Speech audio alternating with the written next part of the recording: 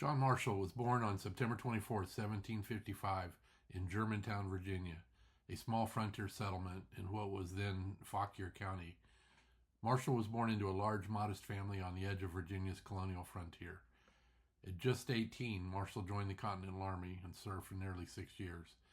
He fought in major campaigns in New Jersey, Brandywine, Germantown, and Monmouth, and spent the winter of 1777 through 78 at Valley Forge. After the war, Marshall studied law and became a highly respected Virginia trial lawyer. His legal practice gave him practical experience with contracts, property rights, and interstate commerce, exactly the issues that would later dominate Supreme Court disputes. In the 1790s, Marshall entered national politics. He served briefly in the Virginia House of Delegates, then won election to the U.S. House of Representatives as a Federalist, where he became a leading defender of President George Washington's administration. His national reputation soared in 1797 when President John Adams sent him to France as part of the famous XYZ affair.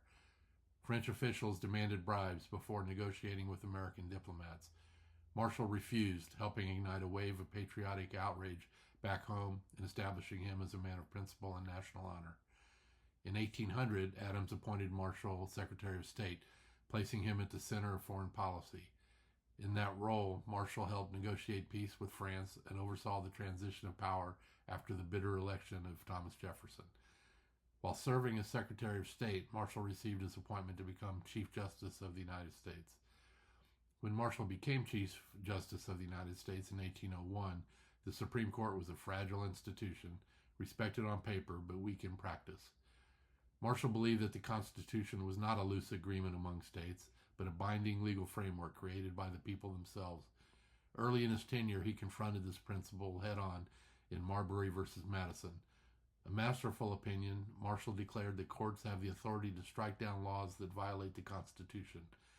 With that single decision, he established judicial review, a power nowhere explicitly stated in the Constitution, but now fundamental to American government. Throughout his years on the bench, Marshall consistently strengthened the federal government. In McCulloch v. Maryland, he ruled that Congress possessed implied powers beyond those explicitly listed in the Constitution, and that states could not interfere with legitimate federal actions. His reasoning was sweeping and unapologetic. The Constitution was meant to endure, not to be cramped by narrow interpretations. "We must never forget," he wrote, "that it is a Constitution we are expounding." When John Marshall died in 1835, he left behind more than a body of rulings. He left a Supreme Court that mattered.